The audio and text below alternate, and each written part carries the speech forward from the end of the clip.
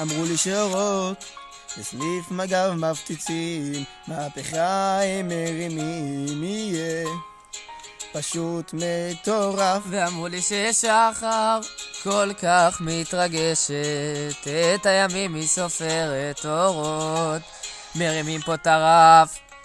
עוד בנטעים, קבוצה של מדהימים, כולנו פה אותנו אוהבים, להדליק זה אסור, גם כשהסניף סגור, מתנחלים בסניף כל היום. כל הזמן אוכל טעים מבשלים, על הגג מטפסים ונהנים, כל הסניף כבר מוכן, כולם רשמו ביומן, הפיכה של השמחות, כולם פה כבר באורות. בדרך כלל זה לא להיט, בדרך כלל זה לא מושקע, מי בכלל שמע על הפיכה?